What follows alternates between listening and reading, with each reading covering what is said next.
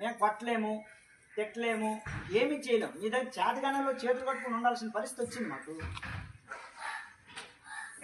అంటే ఇంత చెప్తున్నా కూడా ఒకటిలో ప్రవర్తనలో మార్పు లేదు,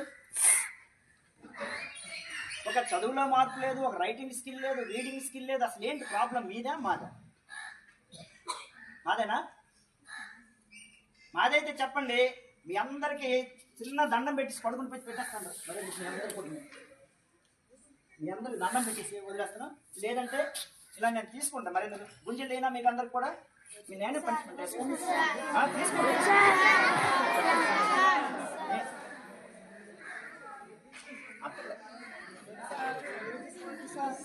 Sir.